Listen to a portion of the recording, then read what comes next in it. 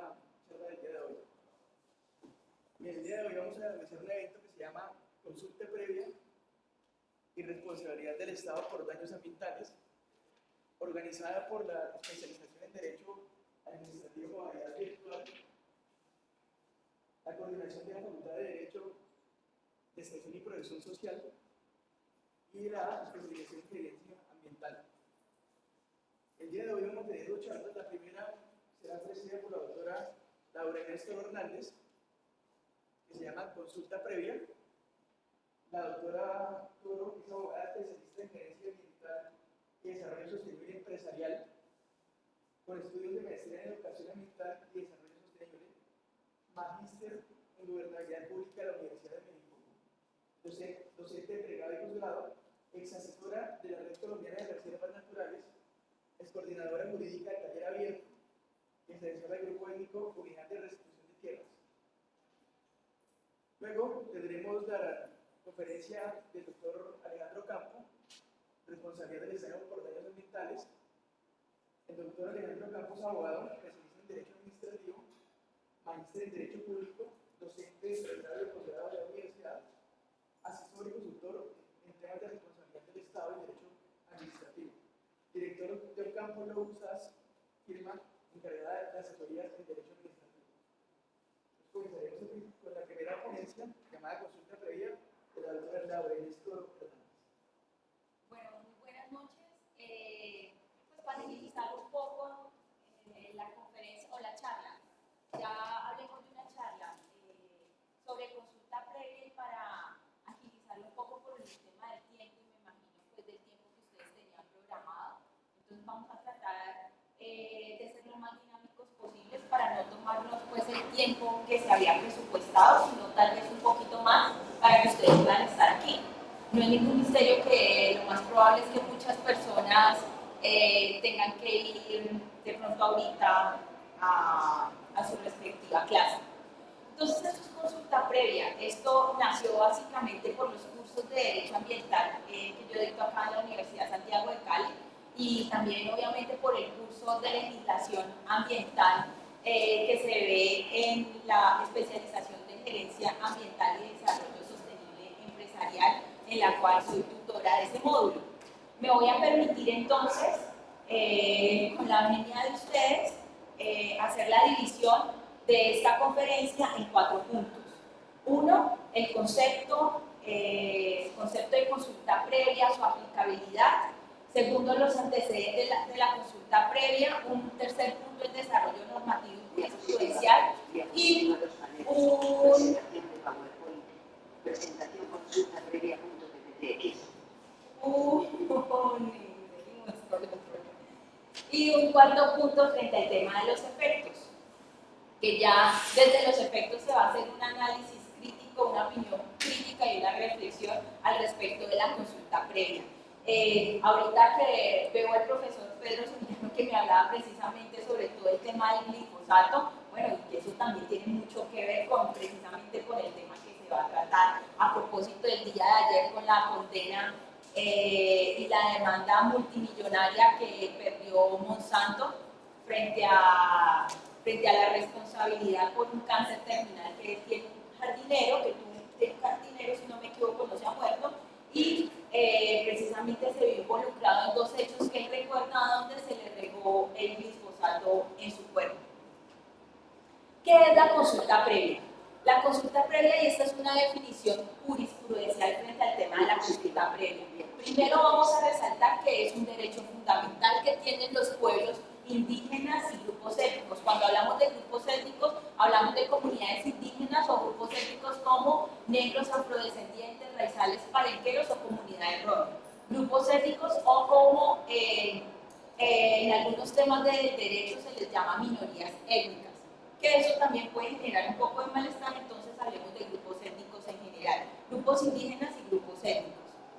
Que tienen para decidir las medidas, ya sea legislativas, administrativas, obras públicas, proyectos, etcétera, que vamos a mirar más adelante, para poder participar en esas decisiones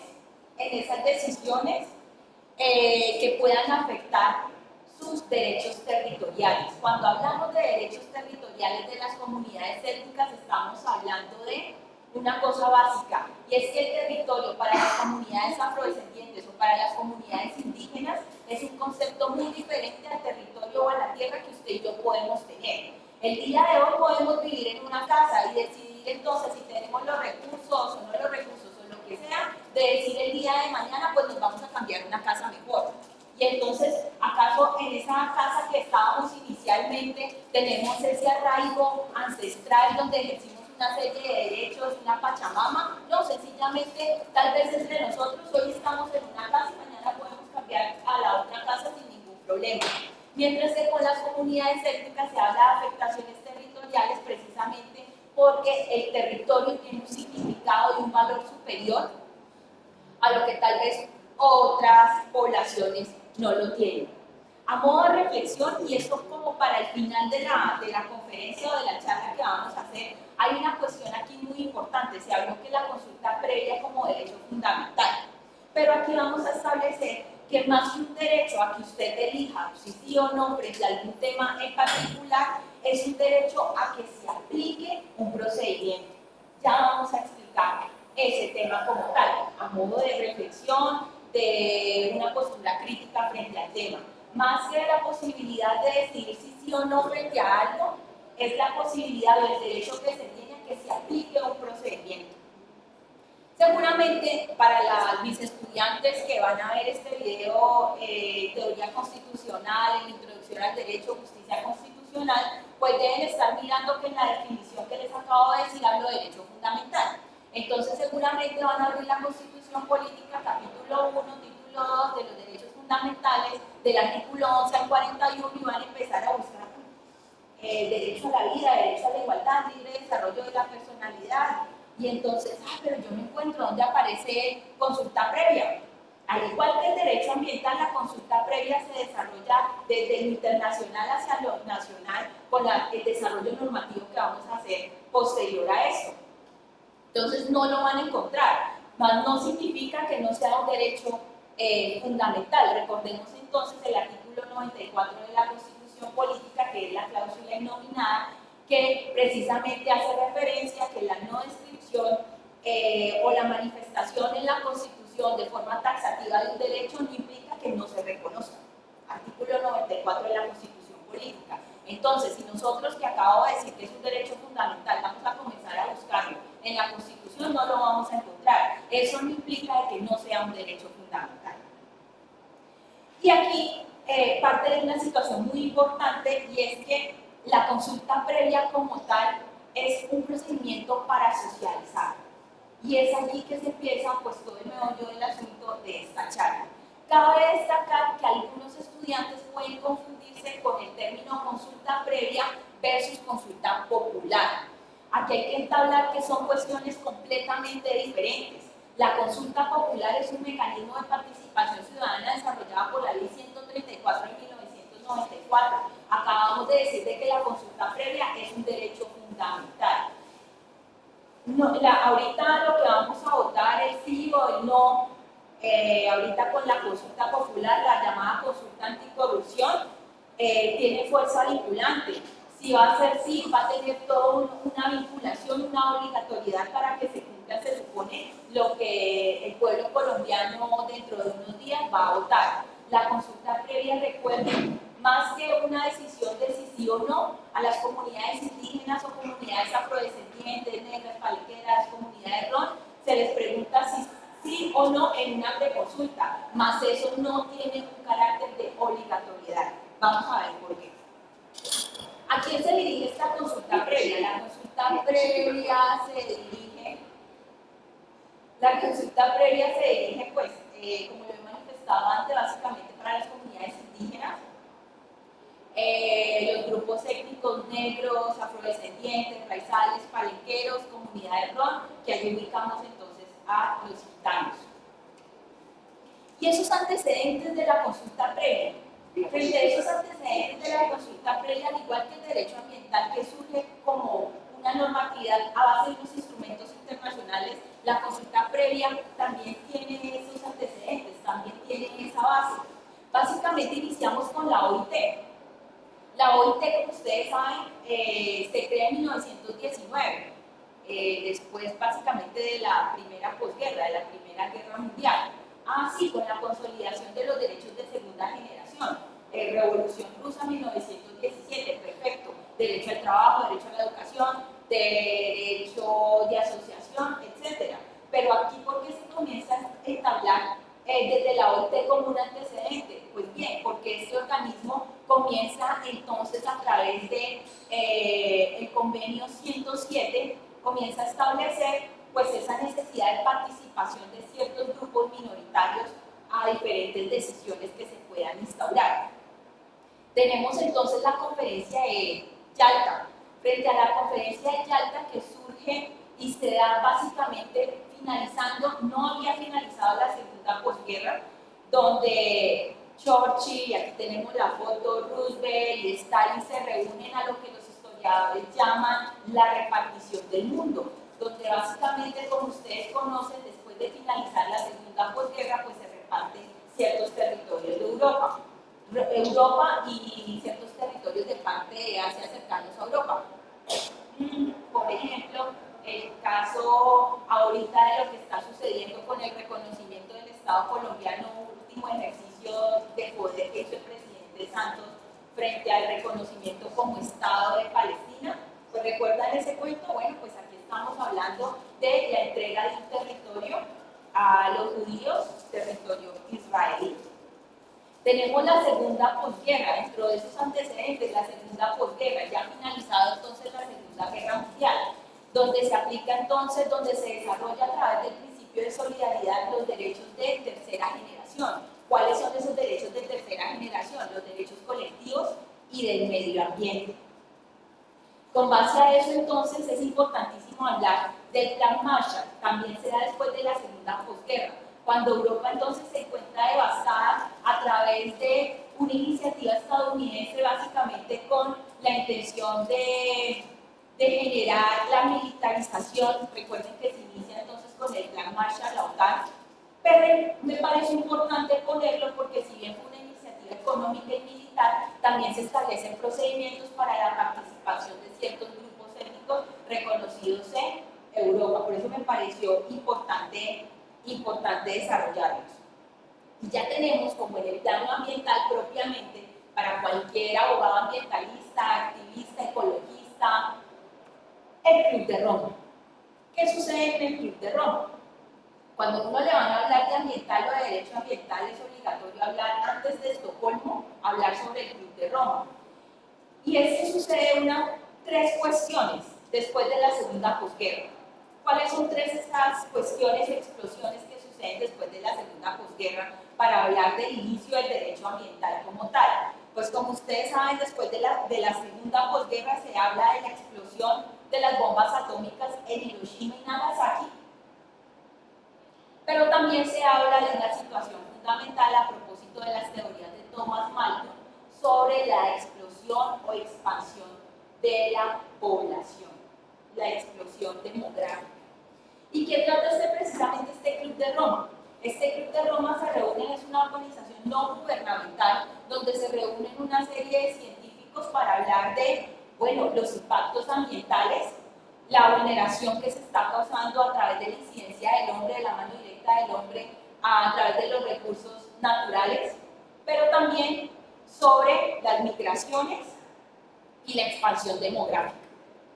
Esto es importantísimo porque el Club de Roma de alguna forma va a llevar esos argumentos a través de la primera cumbre de la Tierra con Estocolmo en 1972, donde se reúne y se consolida como instrumento internacional propiamente todo eso que estamos diciendo de los impactos ambientales, pero también habla sobre la expansión de la población. Claro que se aclara en uno de sus artículos, si no me equivoco, el artículo 16 de la Convención de Estocolmo, mientras, por supuesto, no se vulnere la dignidad humana, pero hay que controlar la población. De hecho, con el Club de Roma y con Estocolmo 72, se habla de un fenómeno que son los neomalthusianos, que como les dije, los neomalthusianos, o Tomás Malthus fue la persona que inició con todos esos cuestionamientos sociológicos y antropológicos sobre, como dice la orquesta Guayacán, no hay cama para tanta gente. Y entonces, frente a las problemáticas de China, India, con la explosión demográfica o la expansión demográfica, pues entonces comencemos a mirar. O me perdonarán el ejemplo, para los que se vieron Avengers Infinity War, y me perdonarán, el punto es que el villano de esa película, Thanos, tiene una ideología básicamente malthusana. ¿Y cómo así? Pues es que básicamente él decide que los recursos naturales pues no son infinitos. Por el contrario, los recursos son finitos. Y la cuestión es que cuando el crecimiento de la población es tan amplio y sigue creciendo, en vez de crecer, sigue creciendo, pues va a llegar un punto donde los recursos naturales pues no van a ser suficientes para el crecimiento demográfico. Eso según esa teoría. Aclaro eso. Frente al desarrollo normativo. Frente al desarrollo normativo tenemos entonces los instrumentos internacionales, como ya les había diciendo, el convenio 107 de la OIT, que es precisamente para la integración de poblaciones tribales o semitribales y poblaciones indígenas. Ya que ustedes me dirán por qué tribales, tribales de tribu, así aparece en la convención. Tal vez en la jurisprudencia colombiana no hablamos de tribales y es completamente válido, no es que esté mal dicho tribales, es que también se pueden hablar de grupos tribales, como en la jurisprudencia colombiana se señala. Pero en la Convención 107 habla de grupos étnicos, de grupos indígenas y grupos étnicos tribales o semitribales de países independientes, cabe aclarar ese hecho. Y el convenio 169, que de pronto es el más conocido por todos nosotros, o cuando lo vimos en tercer semestre en Derecho Ambiental, el convenio 169 de la OIT, en 1989. Ambos convenios se encuentran o integran el bloque de constitucionalidad. Algunos de ustedes me dirán, pero es que si la Constitución Política fue expedida en 1991, pues ¿cómo usted va a afirmar que un convenio que se hizo uno en el 57 y el otro en el 87, entonces si mis cuentas no me fallan, pues el 91 fue posterior a esas dos fechas? Entonces, ¿cómo podemos hablar que integran el bloque de constitucionalidad? Pues por una razón muy sencilla. De hecho, hasta la misma Asamblea Constituyente limitó o no autorizó, denegó la situación de que todos aquellos convenios internacionales frente a temas de derechos humanos o frente a límites de Colombia fueran declarados inconstitucionales. De hecho, no se permitió tocarlos según la Asamblea Nacional Constituyente. Es por eso que con el convenio 107 y el convenio 169 se integran el bloque de constitucionalidad. Lo vamos a ver en la siguiente diapositiva con ese desarrollo normativo y esas normas legales. ¿Cómo integran ese bloque de constitucionalidad? Cuando se ratifican precisamente esos instrumentos internacionales aquí en Colombia. Y entonces tenemos la primera ley, la ley 31 de 1967 propiamente, que es precisamente la que aprueba y ratifica el convenio 107 de la OIT. Tenemos posterior a eso la ley 23 de 1973, que le expide el Congreso, que son las facultades extraordinarias que le da el Congreso de la República al presidente para que expidiera en su siguiente año el Código de los Recursos Naturales, que es el decreto 2811 de 1974, que aún se encuentra vigente. Tenemos la ley 21 del 91, que aprueba y ratifica precisamente el de 1991, que ratifica el convenio 169 de la OIT. Y entonces lo aprueba, y miren que pasa algo curioso con esta norma. Eso es procesal constitucional, ya eso ni siquiera es ambiental, sino procesal constitucional.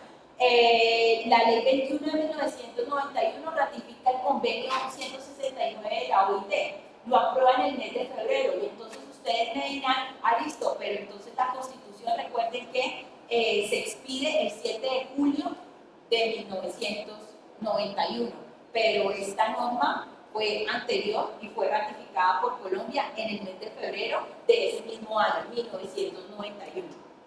Tenemos la Ley 70 de 1993, pues que básicamente aplica para las comunidades negras, afrodescendientes, raizales y palenqueras de Colombia, que desarrolla un artículo transitorio de la Constitución Política, que es el artículo 55, que más adelante lo puse en una de las diapositivas. La Ley 99, que es la piedra angular del derecho ambiental colombiano. A pesar de que desde el 74 exista un código de los recursos naturales, en realidad la que hace estructura esa columna vertebral, la que crea el SINA, la que habla de consulta previa, las licencias ambientales, es propiamente la Ley 99 de 1993. Tenemos el Código de Minas y aquí, finalizando, puse una situación muy curiosa o muy interesante precisamente para el tema de consulta previa, que es la ley forestal. ¿Cuál es la ley forestal? La ley 1021 del 2006, que fue declarada inexequible o fue declarada inconstitucional. Y las razones por las cuales fue declarada inconstitucional por parte de la Corte Constitucional es que no se realizó consulta previa a los grupos indígenas o grupos étnicos de Colombia frente a esta normatividad. ¿Por qué? Porque de pronto uno tiende a asociar la consulta previa solamente con proyectos y obras, y no es así. La consulta previa opera para muchos temas más que ya les vamos a mirar. Seguimos frente al desarrollo normativo, normas constitucionales. Tenemos el artículo 2 de la Constitución Política, fines del Estado, el artículo 7 de la Constitución Política, que precisamente habla de esa protección cultural y de los grupos étnicos que tiene que tener entonces la nación. El artículo 40, que básicamente habla sobre la participación, donde podemos meter allí de alguna forma esa consulta previa. El artículo 70, porque hablar de consulta previa también es hablar de educación o educación ambiental. Ese artículo 70 habla de la educación. Y recordemos que inicialmente yo les dije a ustedes que más que de pronto un derecho de si sí o no, es un derecho que se le aplica a un procedimiento. Y dentro de ese procedimiento es socializar lo que se pretende hacer. El artículo 330, autonomía de los territorios indígenas, y el que mencioné anteriormente, el 55, frente al artículo transitorio constitucional. Seguimos con el desarrollo normativo, ya para entonces mirar normas exclusivamente sobre la consulta previa. Y entonces aquí miramos el decreto 1320 de 1998, que es el que reglamenta la consulta previa desde la ley 99 del 93, y lo desarrolla, lo reglamenta a través de este primer decreto. El decreto 200 del 2003, que aquí pasa algo muy interesante porque los encargados del registro, del trámite, de la vigilancia, del control, cualquier información que usted requiera sobre consulta previa, usted a qué organismo, a qué entidad del gobierno se la va a hacer. Y entonces aquí sucede algo muy interesante con este decreto 200, porque es a través del gobierno nacional que delega al Ministerio del Interior para estas funciones. Entonces usted desea mirar si el Consejo Comunitario de Cajambre, en qué estado de protocolización tiene la consulta previa. Y entonces usted a quién se lo va a decir, a la gobernadora Irian Francisca, no, usted no se lo va a preguntar a ella. ¿A quién va a ir directamente su petición? Va a ir directamente al Ministerio del Interior, donde se le va a informar a usted, pues, cuál es el trámite de protocolización. Primero, si la comunidad de negros, afrodescendientes, raizales o palenqueros de Cajambre están constituidos en un consejo comunitario. Segundo, la segunda pregunta que usted le debería de hacer es si frente a las obras que se estén ejecutando en el Consejo Comunitario de Cajambre, pues se le ha realizado consulta previa y qué estado de protocolización la tiene. Entonces ese decreto 200 es precisamente donde se delega al Ministerio del Interior para que maneje todos esos asuntos. No solamente de comunidades negras, recordemos que el Ministerio del Interior tiene una sección para comunidades negras y tiene otra sección para comunidades indígenas. El decreto 2613, que básicamente es el protocolo de la consulta previa, vuelvo a nombrar esa palabra en términos de consulta previa, en términos de derecho ambiental, y ojo con eso, que ustedes saben mucho de notariado. En notariado también se aplica una figura que es la protocolización. protocolización, pero la protocolización en notariado es básicamente el archivo del documento que se esté haciendo o que se hizo. El archivo del documento, la protocolización, eso puede ser una cuestión que confunda. En la consulta previa es algo completamente diferente. La protocolización en la consulta previa es de todos los pasos que tiene la consulta previa, porque uno cuando piensa en consulta previa uno simplemente dice, hombre, pues yo los voy a reunir aquí en una socialización, les voy a explicar qué es lo que voy a hacer, pues miremos, votamos si estamos de acuerdo o no. A ver, levanten la mano quienes dicen que sí, levanten la mano quienes dicen que no. Entonces, como estamos en un Estado social de derecho, a un modelo de Estado democrático participativo, entonces, pues si todo el mundo dice que sí, listo, hagámoslo. Y no es así. De hecho, eso que les acabo de decir es una de las tantos pasos o de las tantas etapas que tiene la consulta previa. Tenemos entonces el decreto 2041, que es el de licencias ambientales, y finalmente el decreto 1076, que es el decreto que unifica el sector ambiente. Frente al desarrollo jurisprudencial. Entonces tenemos, como ya les dije comenzando esta charla, pues ustedes no van a ubicar la consulta previa en ninguno de los artículos del 11 al 41 de la Constitución Política, ni en los derechos de primera, ni en los derechos de segunda, ni en los derechos de tercera generación de pronto instaurados en la Constitución Política. Entonces, ¿a qué se viene ese desarrollo? Un desarrollo jurisprudencial. Y entonces empezamos a hablar que a través de la sentencia T428 de 1992, que es una acción de tutela que instaura una comunidad indígena, la Corte Constitucional empieza a hablar de participación, el derecho que tienen las comunidades indígenas, no menciona comunidades afrodescendientes en esta sentencia en particular, las comunidades indígenas para que puedan incidir en el desarrollo de las actividades que puedan afectar directa o indirectamente dentro de su territorio. Pero ojo con eso, a pesar de ser la primera sentencia o la fundadora de línea jurisprudencial, no habla de consulta previa, sino que habla de participación, que las comunidades indígenas tienen el derecho de poder participar en cualquier cosa que les pueda afectar dentro de sus territorios. Pero bien, tenemos ya una sentencia de 1997, propiamente una sentencia unificadora, la SU 039, que ya reconoce, una sentencia hito, que ya reconoce la consulta previa como un derecho fundamental y lo dice así de forma taxativa, de forma descriptiva, de forma literal, un derecho fundamental, la consulta previa. Tenemos entonces la sentencia 169 del 2001, que hace referencia al derecho de participación de los grupos étnicos minoritarios en Colombia frente a una ley estatutaria, otra sentencia que habla sobre que las comunidades indígenas o grupos étnicos tienen derecho a que se participe, tienen derecho a una consulta previa. No dice, digamos, fundamentos diferentes a la sentencia hito anterior que les mencioné. Pero aquí se viene una sentencia muy interesante que ya se las dije anteriormente, que es la sentencia C030 del 2008, que es una sentencia que ejerce el control en abstracto la Corte Constitucional.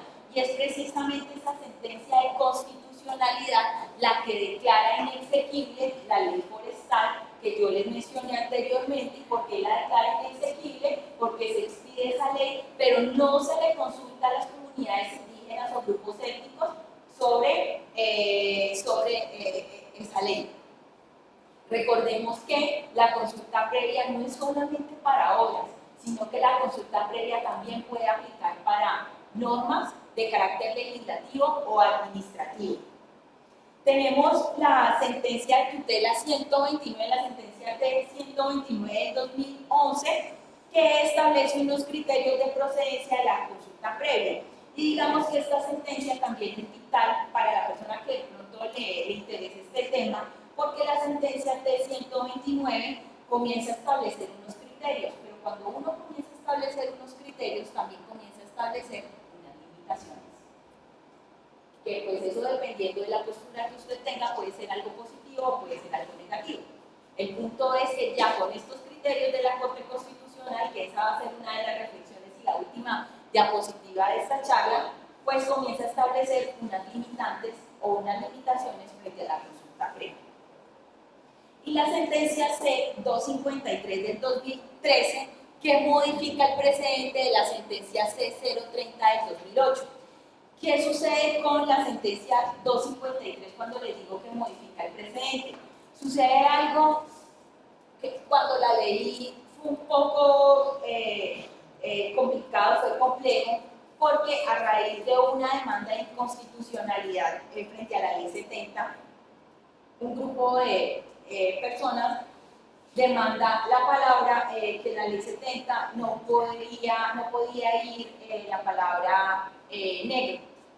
En toda la charla de hablado se hablan de negros afrodescendientes, raizales, palenqueros, pero entonces en esta demanda que llega a la Corte Constitucional resulta que ya en mi opinión personal pues fue el tiro por la culata, por así decirlo, porque se demandó pues por temas de igualdad, por temas de discriminación que no debería existir en la ley 70 la palabra negro, pero resultó que efectivamente la Corte Constitucional tuvo una postura en esa sentencia donde manifiesta que efectivamente todo lo que se estipuló, todas las normas de carácter ambiental o todas cualquier normas de carácter legislativo o de carácter administrativo antes del 2008, que hubiera requerido consulta previa, quitó esa retroactividad, es decir, que fueron declaradas constitucionales. Repito, de pronto voy a repetir nuevamente, a través de esta sentencia de constitucionalidad, la Corte Constitucional quitó la retroactividad de cualquier norma que hubiera podido requerir una consulta previa antes del 2008, quitó esa retroactividad, por lo tanto esas normas fueron declaradas constitucionales. Es decir, que esa sentencia 253 del 2013 pues modifica ese precedente jurisprudencial de la sentencia C-030 del 2008. Ahora bien, frente a los efectos, intentaría no demorarme. Frente a los efectos, bueno, tenemos frente a los efectos que la consulta previa no aplica solamente para obras de carácter civil, el puente, la red de energía, la carretera, a propósito de los consejos comunitarios de Buenaventura, frente a toda esa problemática que hay con Invías y a la nueva calzada, creo que se llama. No solamente aplica para esas obras civiles, proyectos, etcétera, sino que como ya lo hemos venido diciendo, también aplica para normas, y las normas pueden ser, según la jurisprudencia, de carácter legislativo las leyes o de carácter administrativo algunos decretos. Y yo me voy un poquito más allá sobre el tema, porque es que se aplica frente a normas legislativas o frente a normas administrativas, pues también podría aplicarse frente a normas de rango constitucional. ¿Qué tal que el día de mañana quieren modificar la Constitución a través de un acto legislativo donde se modifiquen, por ejemplo, los territorios indígenas o la composición de la jurisdicción especial indígena? ¿Tendría que tener consulta previa? Yo diría que sí. La jurisprudencia solo habla de normas de carácter legislativo y normas de carácter administrativo, pero si estamos hablando de que la consulta previa aplica para comunidades indígenas y demás grupos étnicos, pues entonces en ese orden de ideas, cuando uno habla de normas, no solamente pone las legislativas y las administrativas, sino, ¿por qué no? El día de mañana el Congreso de la República pretende modificar alguno de los artículos, como por ejemplo el 330, frente a los territorios indígenas o la jurisdicción especial indígena, pues entonces también se tendría que aplicar la consulta previa para mandatos constitucionales, para normas constitucionales. Pero la consulta previa no es solo para normas, para obras, sino también, por ejemplo, para explotación de recursos ambientales. En este caso tenemos todo el tema de minería, y si cabe allí, pues también todo el tema de explotación de recursos, minería, todo lo que se pretende hacer con represas y ese tipo de cosas.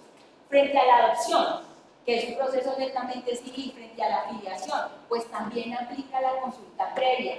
si de pronto el Estado, frente a un proceso de filiación, es decir, adoptar a un grupo de niños indígenas del resguardo X, habría que aplicar la consulta previa antes de comenzar el proceso de afiliación para una adopción. Para ciencia y tecnología, a propósito de que ahorita hablamos de los derechos de segunda generación, primera posguerra, derechos de tercera generación, después de la segunda posguerra. Recordemos que ahorita se habla de unos derechos de cuarta generación, que es precisamente frente a la sociedad del conocimiento y las TICs. Pues bien, para temas que tengan que ver con la aplicación de la ciencia y tecnología, hay que realizar consulta previa. En todo eso interviene, según el decreto 200, el Ministerio del Interior. Ya les manifesté, para cualquier trámite, el Ministerio del Interior. Y aquí se viene una cosa de debate, que es la no obligatoriedad de la decisión frente a la consulta previa. Como ya les he manifestado, de pronto uno puede pensar que la consulta previa es reunir a un grupo de personas que reúnan las características que ya les he dicho, a decir, vamos a hacer una obra, vamos a hacer un puente, vamos a hacer una vía. Entonces, aquí estamos todos. Entonces, mire, la obra va a consistir en que esta carretera pues, va a comunicar no solamente a Cali con Buenaventura, sino que va a ser un puerto para la expansión, las exportaciones, y eso va a ayudar económicamente a toda la región, a toda Colombia y la verdad. Y hablemos de lo bonito que va a ser la construcción de esa obra para ustedes, señores Consejo Comunitario, para ustedes, resguardo indígena, tal. Pero ¿qué sucede con eso? La no obligatoriedad de la decisión. ¿Qué quiere decir eso? Que el procedimiento de consulta previa no significa sustancialmente ponernos a ustedes en una mesa de juntas para debatir si estamos de acuerdo o si no estamos de acuerdo con X normas. El procedimiento de la consulta previa, según lo ha manifestado el Consejo de Estado y la propia Corte Constitucional, para todos aquellos que aman la Corte Constitucional, es que a usted se le socializó. Bueno, pero pues no hubo una culminación de afirmación, de decir sí, pero usted se le socializó la consulta previa. Bueno, entonces no se le está vulnerando su derecho a la consulta previa, porque se le socializó. Y dentro de las etapas de la consulta previa, entre una de las pequeñas etapas que tiene la consulta previa es precisamente la socialización, la reunión que se hace con las comunidades indígenas o con las comunidades negras aquí en Colombia. Es una de las etapas que tiene la consulta previa. Eso no implica, y ya de pronto me metería en grandes pasos del derecho administrativo y me estaría metiendo de pronto con Alejandro, y es precisamente para, en calidad de ciertas normas, hay una figura en administrativo que se llama la utilidad pública, la declaración de utilidad pública, una figura netamente administrativista. La cuestión es que no se produjo la consulta previa.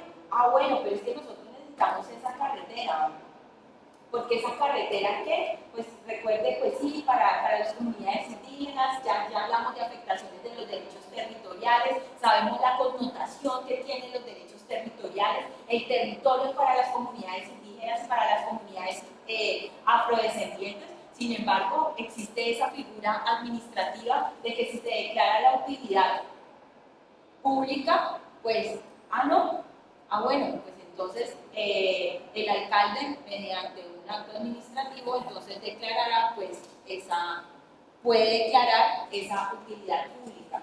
Pero se vulneró el derecho a la consulta previa. No se vulneró, porque es que nosotros le preguntamos a usted y le socializamos a usted. Hicimos educación ambiental con ustedes, hicimos todo el procedimiento y todas las etapas de la protocolización de la consulta previa. ¿Se hizo toda la consulta previa? La respuesta es sí. Pero pues no se llegó de pronto a una culminación satisfactoria. Bueno, existe por medios administrativos esa figura de la utilidad pública. Puede ser cuestionada, pero la figura existe en la administrativa. Y básicamente, ya para terminar, y a modo de reflexión y para el análisis, está la sentencia de la Corte Constitucional, la sentencia C983 del 2010 y del Consejo de Estado, el concepto 2223 del 2014. Aquí pasa algo muy interesante. Yo les dije que anteriormente hay una sentencia de la Corte orden que comienza a establecer los criterios para la consulta previa. Pero cuando usted comienza a establecer los criterios para la consulta previa, pues también comienza a limitar las cosas. Es cuando usted se reúne con su pareja y comienzan a mirar, bueno, delimitemos cuáles van a ser los gastos tuyos y míos. ¿Listo? Entonces tú te encargas de pagar los servicios y yo me encargo del mercado. Establecimos unos criterios y efectivamente, pero comenzamos a tener unas limitantes. ¿Cuáles son esas limitantes? Pues mire a ver el día que usted no pague los servicios y nos cortan la luz a usted y a mí. ¿Qué pasa con esos criterios que establece la Corte Constitucional? Que comienza a establecer esas limitantes. Y a través de esta sentencia, una sentencia de constitucionalidad de rango superior, frente al procesal constitucional y al concepto del Consejo de Estado, pues hay una cuestión muy importante porque allí se establece que el subsuelo es propiedad del Estado. Todos lo sabemos, sí, el subsuelo es propiedad del Estado. La cuestión es que si hay una obra de interés público de un consejo comunitario o en un resguardo indígena, estas son las limitantes de la consulta previa. ¿Cuáles serían estas limitantes? Pues resulta que si hay petróleo debajo de su consejo comunitario, listo, se hizo la consulta previa, sí, se hizo con todas las fases de la protocolización, pero recuerde que tenemos estos dos fallos, tanto del Consejo de Estado como máximo órgano de lo contencioso administrativo y de la Corte Constitucional como máximo órgano de la jurisdicción constitucional, que está diciendo se le hizo la consulta previa, se le respetó su derecho fundamental, sí, porque sí me la hicieron, bueno, pero entonces de paso el subsuelo es del Estado y entonces podemos implementar cualquier proyecto que tenga que ver con el recurso del subsuelo, que como dicen estos dos conceptos, es propiedad del Estado. Unas limitantes frente a la consulta previa. A modo de reflexión, como se los dije comenzando la charla, que la consulta previa es un derecho fundamental, sí, efectivamente, así lo dice la jurisprudencia colombiana, pero entonces a modo de reflexión, pues habría que mirar, es un derecho, más que un derecho a que usted diga si sí o no a algo, es un derecho a que a usted se le aplique un procedimiento, porque a la larga, así no sea entonces muy del agrado de ustedes, pues la cuestión es que técnicamente con el desarrollo jurisprudencial que existe, pues una comunidad indígena o un consejo comunitario, pues se puede llegar a oponer alguna obra, pero se hizo todas las fases de protocolización de la consulta previa, sí. Bueno, entonces no se le está vulnerando el derecho fundamental, pero de todas maneras la doble calzada se hizo. O se está haciendo. Entonces, muchísimas gracias. Creo que me demoré. Pero al finalizar de pronto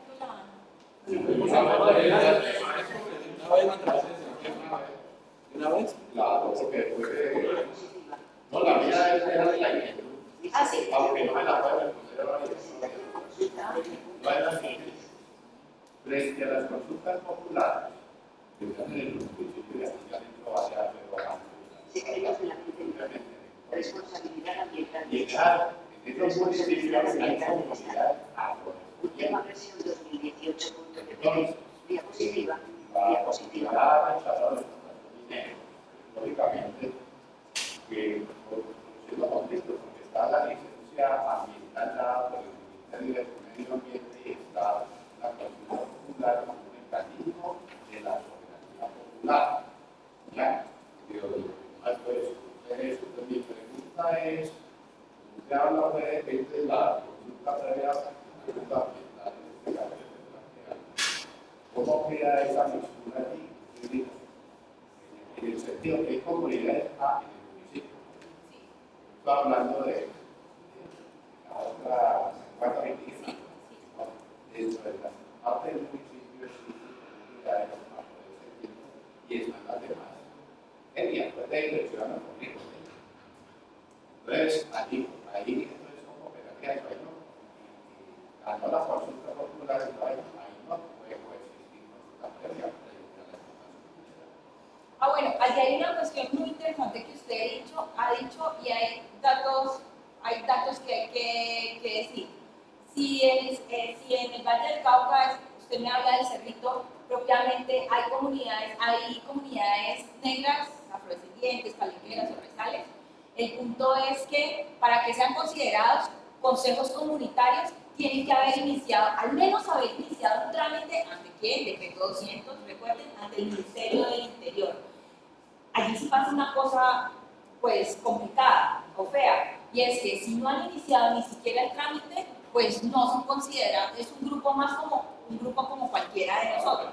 Aquí sí dije al principio de la charla, es que una cosa es la consulta previa que solo aplica como derecho fundamental, como a los grupos indígenas o comunidades étnicas que estén debidamente conformadas o que estén en trámites de conformación ante el Ministerio del Interior. Y está, por ejemplo, otra figura que no es un derecho fundamental, sino un mecanismo de participación ciudadana, que sería la consulta popular. En este caso, dentro de las características que yo le podría decir, la consulta popular tiene una obligatoriedad, tiene una fuerza vinculante.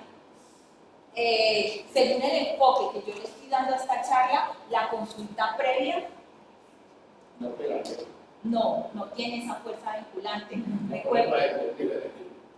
Sí, porque son diferentes.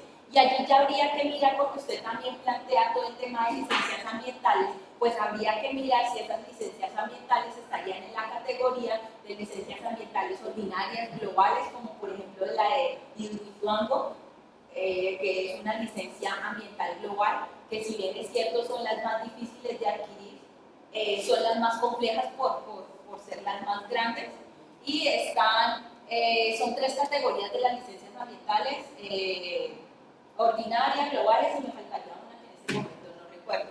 Pero entonces en este caso sí sería completamente diferente la consulta previa a la consulta popular, porque estaríamos hablando que la consulta previa sería única y exclusivamente para aquellos grupos indígenas y comunidades étnicas. Una pregunta.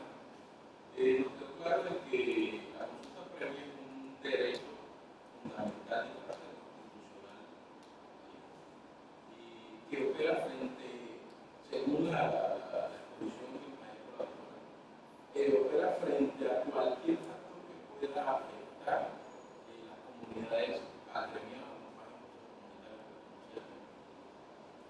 La pregunta que yo me hago es, siendo que es un derecho fundamental que debe ser garantizado por el Estado, ¿sí? A pesar de que es un debe ser garantizado por el Estado, por la operación de cualquier proyecto, puede ser de tipo legal, infraestructura, bueno, educativo, cualquiera sea la condición. ¿Cómo opera la consulta previa frente a un proyecto privado que se vaya a ejecutar en una comunidad de estas que tenga un gran impacto? Eso depende del nivel de afectación e intervención que tengan estos proyectos. ¿Sí? ¿Cómo entra el Estado a garantizar que, a pesar de que este proyecto es privado, se garantice este derecho de la comunidad en donde se va a intervenir? Diapositiva. Cuando una cuestión fundamental o importante es efectivamente, uno lo asocia solamente ahora. La consulta previa opera, como usted lo decía, para cualquier actividad que afecte esos derechos territoriales de los consejos comunitarios o de las comunidades indígenas. Eso es como la premisa principal. Pero básicamente el Estado tiene que protegerlo, sí. ¿Qué ha manifestado la Corte Constitucional? El Estado protege ese derecho, que es una de las cosas del debate o de la reflexión que yo misma me hacía frente a esta charla. Y es la cuestión que la Corte Constitucional está diciendo que se vulnera el derecho fundamental de la consulta previa.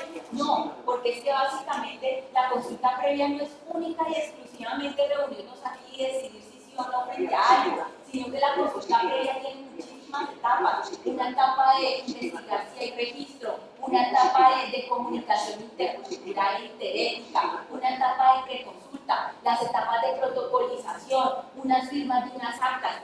Y es un procedimiento que curiosamente cuando uno solicita las estadísticas del Ministerio del Interior, por ejemplo, de los consejos comunitarios de Cajambre, de La Esperanza, de los resguardos indígenas Nazaquihue, Yuquiscue, o lo que usted quiera investigar, pues va a mirar que va a encontrar que el Consejo Comunitario de Cajambre se le está vulnerando el derecho a la consulta previa. No, porque es que están en fase de protocolización. Tiene un 15% ese procedimiento. La cuestión es que están en ese procedimiento desde el 2011 y estamos en el 2018, si no me equivoco. Y resulta que no se ha acabado en la fase de protocolización. ¿Pero se le está vulnerando la consulta previa? No, se está haciendo. Lo que pasa es que estamos hablando desde el 2011 para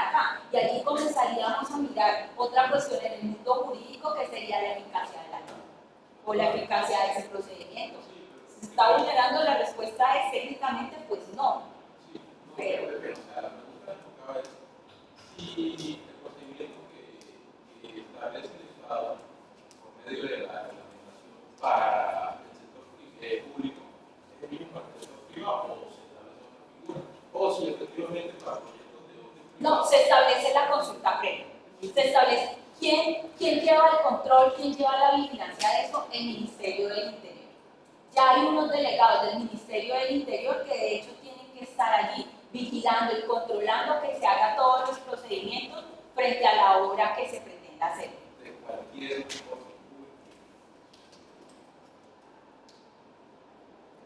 Yo tengo una duda, no sé si se llama de esa charla de la siguiente, pero tengo clase.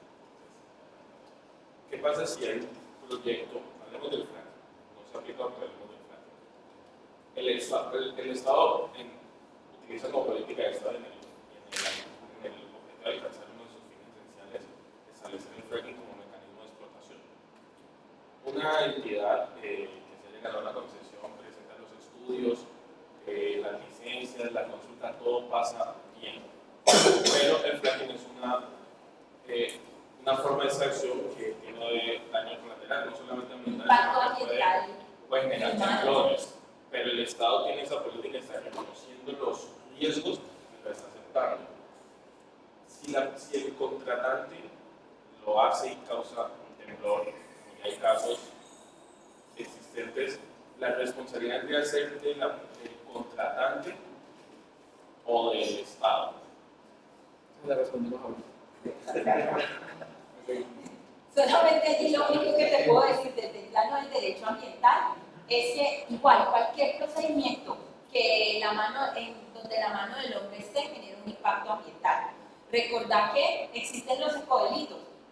Que se puede explotar, claro, para eso están las licencias ambientales. Lo que pasa es que el Estado tiende a que esos impactos amortiguar, creo que es la palabra, amortiguar o compensar esos impactos ambientales. Uno de los principios cuando uno comienza una clase de derecho ambiental es precisamente, ¿usted cree que no genera impacto ambiental? La respuesta es sí. Es que el solo hecho de usted estar aquí respirando genera impacto ambiental. ¿Estoy exagerando? Pues no sé, puede ser. Lo que pasa es que usted inhala oxígeno y exhala ¿qué? CO2. Entonces resulta que usted me va a decir, entonces voy a dejar de respirar, entonces me voy a morir. Listo, resulta que si usted se muere, su cuerpo se va a podrir, a descomponer. ¿Eso va a generar un impacto ambiental sobre la Tierra? La respuesta es sí. ¿Qué es lo que se intenta hacer con la expedición de las licencias ambientales? Que les repito, se me olvidó una porque son 3 globales, ordinarias y me faltó otra. Que la cuestión es que con esas licencias ambientales recuerden su derecho penal con la justicia retributiva, ¿no? Pues miremos entonces, ¿se va a impactar? Sí, pero tratemos de amortiguar, de compensar, de generar entonces, si talamos 4 árboles, entonces sembremos 100 árboles más. Pero la cuestión es que en cualquiera de las situaciones sí va a haber un impacto ambiental. Y ya lo demás ya veremos. Gracias.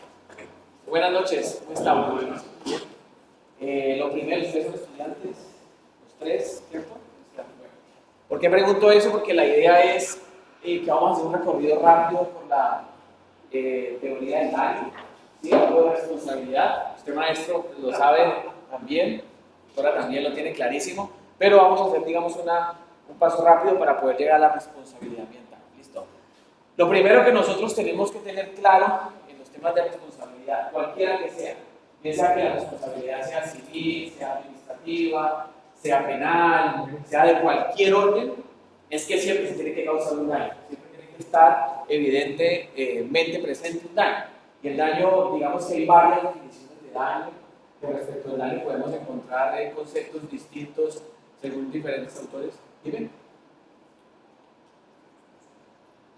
Según diferentes autores tenemos diferentes concepciones, pero en general podemos decir, o básicamente podemos mencionar que la teoría del daño pues, hace referencia a un perjuicio, a un menoscabo, a un tipo de detrimento que se le puede causar a alguien, sabiendo que el daño generalmente es el causado inicialmente y perjuicios son las consecuencias del daño. Digamos que hay bastantes derivaciones que pueden definir la teoría del daño. ¿Sí?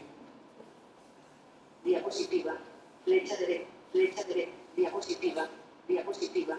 ¿Sí? Entonces, les decía, hay varios conceptos del daño.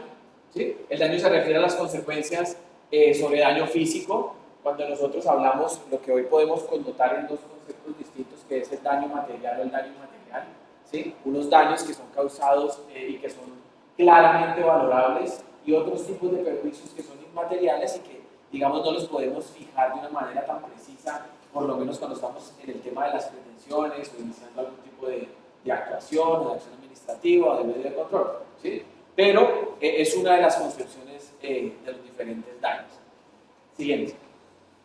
Diapositiva. Flecha derecha. Para poder entender el daño no es uno solo, sino que los daños pueden tener diversas formas o diversas maneras de manifestarse o de presentarse. Nosotros hablamos de daños materiales o inmateriales. Digamos que, como les decía, los materiales no tienen mayor discusión sobre ellos. Son daños que uno suele denominar como daños ciertos, que yo puedo definir claramente. Es decir, si hay un daño a un vehículo, yo puedo valorar el vehículo. Si hay un daño frente a bienes, pues yo puedo darle una connotación de valor a ese tipo de daño. Cuando hablamos de los inmateriales es cuando se nos puede abrir un abanico de diferentes tipos de daño.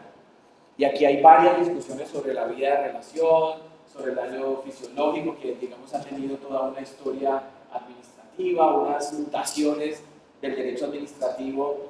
A mi juicio, ahorita estamos echando hacia atrás en el tema de la responsabilidad del Estado con la teoría del daño a la salud, como la vamos a ver más adelante. Me parece a mí, mi artículo de maestría fue justamente sobre el daño a la salud, una crítica a la teoría del Consejo de Estado frente al daño a la salud. ¿Sí? Cómo se vuelve, trata de recoger todos los daños distintos al daño moral y lo que hace es limitar o disminuir la responsabilidad que tiene el Estado frente a una categoría de daños más amplia. En esos daños encontramos daños directos e indirectos, es decir, los que se causan directamente a la víctima, por así decirlo, y los indirectos, los que pueden ser causados a todo su entorno, ¿sí? Los que pueden ser generados a personas distintas a la víctima directa o a los bienes materiales que se están viendo perturbados. ¿Sí? Diapositiva.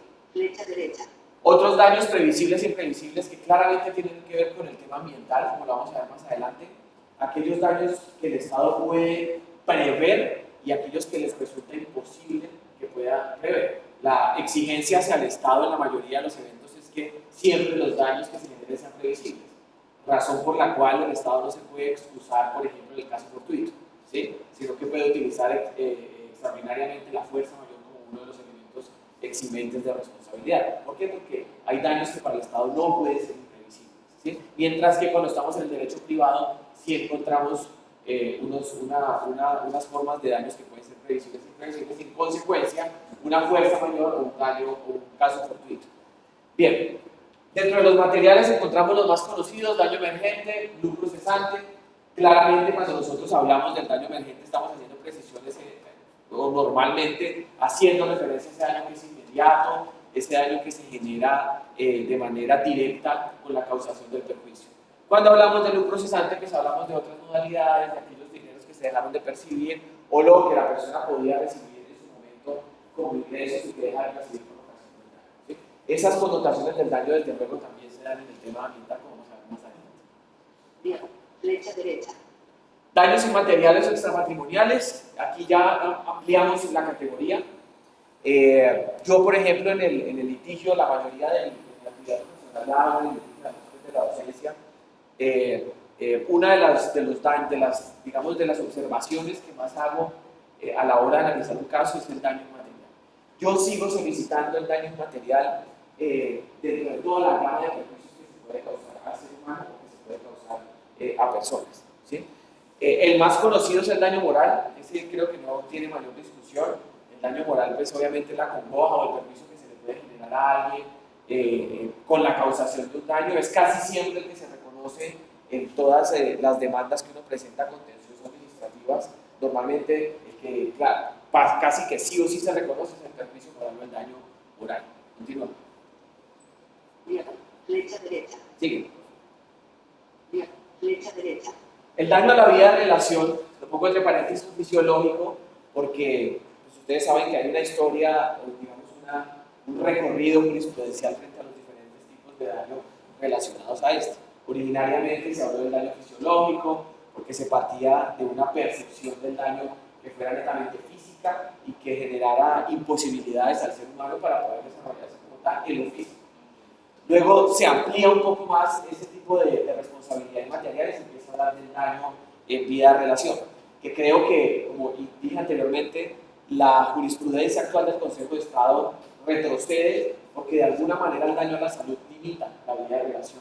No siempre que hay daño a la salud, no siempre que existe un reconocimiento del daño a la salud, quiere decir que se esté reconociendo en sí el daño en vida de relación.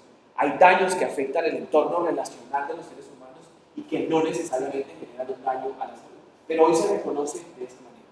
Ese daño a la salud lo que intentaba era reparar el daño causado a las personas en su ámbito relacional. Por ejemplo, nosotros siendo profesores, si tuviéramos algún tipo de accidente o de daño causado por el Estado, pues uno de los entornos de relación que tenemos nosotros es justamente la docencia, ¿sí? Y si con ocasión del perjuicio que se nos causa no podemos venir a dar clase, pues hay una afectación sin duda en vida de relación, ¿sí? Y puede que ese daño no haya generado necesariamente un daño a la salud directamente, ¿sí? Hay varios casos que nosotros tenemos en la oficina donde vemos que existe daño a la salud y lo que hacemos es hablar del genérico daño a la salud e incluimos vida de relación, seguimos hablando de los otros tipos de daño, en privaciones injustas de libertad también seguimos incluyendo dentro del contexto del daño a la salud, digamos unos subdaños o unos subtipos de daño que pueden existir en el amplio margen de la vida de relación. Sí. Flecha derecha. Diapositiva. Flecha derecha. Diapositiva. Flecha derecha. Flecha derecha. ¿Pegado? Diapositiva. Flecha derecha. Otro tipo de perjuicio que encontramos es el daño psicológico, antes reconocido de manera autónoma e independiente, hoy por demás desconocido completamente, incluido dentro del definimiento del daño a la salud. La diferencia de pronto con el daño moral que encontramos frente al daño psicológico es que ese yo necesariamente lo tengo que probar como perjuicio psicológico. Es decir, si yo voy a solicitar un perjuicio o una afectación psicológica y en algunos centros psiquiátricos inclusive, yo tengo que presentar la prueba técnica para poder evidenciar que hubo daño psicológico o psiquiátrico en el caso de que se trate, ¿sí? Digamos que no se presume por la causación del daño, como puede pasar con el moral y como se puede inferir en los daños a la vida de relación, que no necesita una demostración tan ardua y tan profunda. Pero cuando estamos frente a este tipo de perjuicios, necesariamente tiene que existir una prueba pericial o una prueba técnica que me logre evidenciar ese daño psicológico. No. Sigue, Andrés. Diapositiva. Flecha derecha. Flecha derecha. El daño estético, yo ahí tengo, digamos, a partir de donde surge inclusive la tesis, el artículo que yo hice como para optar al título de maestría, nace a partir de un caso en el cual demandamos a una entidad pública hospitalaria, ganamos el caso en primera y segunda instancia, pero la situación curiosa que pasa es que en la primera instancia no existía todavía esta decisión, daño a la salud. El Consejo de Estado, por vía del consejero Enrique Gil, no había hablado todavía de esto más allá del libro que sí tenía antes de plasmarlo en una sentencia. Me reconocieron de manera independiente el daño estético causado a mi cliente, era una menor además, ¿sí? Y se reconoce un rubro por daño estético. Cuando vamos a la segunda instancia, en el recorrido de esa segunda instancia ocurre que el Consejo de Estado pues, saca, digamos, esa nueva concepción de daño y empieza a hablar del daño a la salud. Lo que encontramos con la decisión es que dicen que se sigue garantizando el principio de reparación integral del daño, cosa que a la postre terminó siendo falso, que no se garantizó de manera adecuada, y se apartó el daño estético que se había reconocido como autónomo y se incluyó en el daño a la salud, lo que terminó resultando en una indemnización menor de la que habíamos conseguido en primera instancia respecto de ese daño, porque se incluyó en este solo daño o contexto del daño a la salud. El daño a la salud es de reciente creación jurisprudencial, sentencia del año 2013, Enrique Gil Botero, magistrado ponente o consejero ponente de esa decisión. Parte por analizar el daño a la salud de concepciones o de pareceres, digamos, de la Organización Mundial de la Salud frente a qué es daño a la salud, ¿sí? Y habla del daño que se genera a la persona de manera directa, habla el daño a la salud en términos comunes o generales, ¿sí? Y lo refiere que este daño a la salud se reconocerá cuando sea individualmente causado a una persona que en ese contexto debe ser reclamante. Viejo. Flecha derecha. Esta es la sentencia que precisa, perdón, del daño 2011, el 14 de septiembre. Bien, el daño antijurídico, saben ustedes entonces que esas percepciones de daño que podemos tener allí necesariamente tienen que significar, a efectos de poder solicitarla en el derecho, debe ser necesariamente un daño antijurídico. Si no se trata de un daño antijurídico, pues sabemos que no habrá ningún tipo de reconocimiento, porque entonces estará obligado a asumir la carga de ese daño que resulta jurídico. Necesariamente debe ser entonces un daño antijurídico. Viejo. Flecha derecha. Esta, por ejemplo, es un ejemplo de la gama de diferentes tipos de daño que se pueden solicitar: salud, vida, relación, estético, moral, honra o el nombre psicológico, dependiendo pues del daño que se haya causado. Como les decía, hoy cerrados en dos tipos de daño. Cuando vamos a la práctica encontramos que resulta el daño a la salud insuficiente. Hoy solo se habla de moral y de daño a la salud. Esto nos lleva posteriormente a hablar de la responsabilidad del Estado. Siempre que nosotros ya evidenciamos el principio del daño, seguidamente tenemos que evidenciar la responsabilidad, es decir, a quién imputarle la causación del daño, ¿sí? A quién decir, es decir, en la práctica del derecho yo poder evidenciar a quién tengo que demandar correctamente y quién es el sujeto responsable, ¿sí? A la oficina en algún momento nos llegó un caso que hemos tratado de recomponer con el paso del tiempo. Ha resultado un poco difícil. Resulta que se demanda a una entidad municipal, pero no se demanda a otra entidad que prestaba servicios públicos, ¿sí? El accidente ocurre con ocasión de una alcantarilla y no por un defecto de la vía. Entonces, el abogado que inicialmente tuvo el caso presentó únicamente la demanda contra el ente municipal, porque las vías, pues en principio sabemos, son responsabilidad del municipio, ¿sí? Pero surgió cuando ya hicimos el análisis, luego que el caso llega en fase probatoria, no podíamos hacer nada diferente a continuar el proceso como ya había sido presentado. Intentamos demostrar que los defectos generados en la vía son los que causaron que la alcantarilla se expusiera y generara el accidente en ese caso, ¿sí? ¿Por qué planteo esa situación? Porque el caso tal vez no se llegara a perder en la primera instancia que estamos esperando por un tema de no probanza o no haber probado el hecho dañino, sino por un tema de a quién le digo la responsabilidad. La persona jurídica que está llamada a responder. La demanda puede ser perfecta, puede estar perfectamente diseñada y elaborada, pero si usted no demandó al que correspondía, pues muy bonita, pero servirá para enmarcarla únicamente. ¿Sí? ¿Sí? En este caso, donde sabemos de que Vía positivo. Flecha derecha. Viejo. Flecha derecha. y que de alguna manera Vía positivo. Flecha abajo. a un particular para prestar un servicio público que de alguna manera guarda relación con el Estado de Vida, no se puede dictar al municipio para que llame a este prestador de servicio y entre a responder por su responsabilidad dentro del proceso. En efecto, la entidad tiene esa capacidad de poder decir, venga, yo no me considero responsable, pero llamo a la entidad de garantías, si se trata de vincularlo, o lo que debió haber hecho, digo yo, el abogado, por lo menos en la audiencia inicial, es haber solicitado la integración de un litisconsorcio necesario o facultativo, dependiendo de lo que se tratara, ¿sí? Pero pues obviamente no evidenciar esa situación, como les digo, ya cuando llega ya una fase probatoria, ya casi culminando inclusive el caso, que de hecho es una de las razones por las cuales la cliente le revoca el poder posteriormente, que dice, pues, presentó la demanda mal, etc. Además de otras falencias que habían en el petitum o en la cuantía solicitada, una desmejora total a la cliente por haber liquidado mal y por haber solicitado mal los perjuicios. Es que en esto hay que saber hasta pedir, ¿sí? Y es peor, y es mejor pecar por exceso cuando uno es demandante que por defecto, por ausencia, porque en ese caso ya no podrá recomponerse.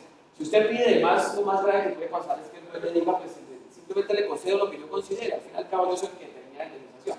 Pero si usted no pidió otros montos, pues el juez no se los va a reconocer así por así, salvo que eventualmente dicte una sentencia con un incidente de liquidación. Pero pues no es muy común que el juez repare o recomponga los defectos de la demanda inicialmente presentada.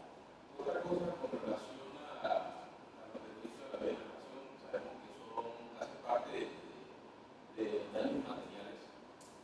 Yo he hecho estudios y me he apoyado con un documento de la escuela particular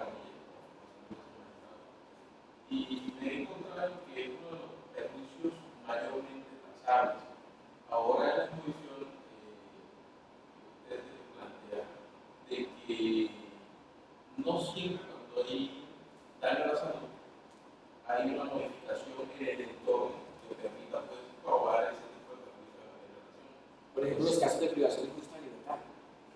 No necesariamente hay un daño a la salud, es una privación. Tenemos casos de las perturbaciones gigantes y cuando se hace el análisis por psicología o psiquiatría, los psicólogos y psiquiatras dicen no hay ninguna perturbación ni en el preso o en el que estuvo privado de la libertad ni en el entorno familiar, sino, digamos, en el momento de la causación de la privación, de la captura, de las primeras audiencias, ¿sí? Entonces no hay un daño a la salud per se, pero sí hay una afectación en vida de relación, pero como hoy no se reconoce autónomamente, pues digamos, usted viene muy coloquial ese jodeo, porque ya no va a haber, digamos, ese reconocimiento de ese tipo de perjuicio. ¿Sí? Cuando se detecta o se evidencia un daño a la salud colectivo, la demanda se realiza individual o colectiva. Puede usted escoger.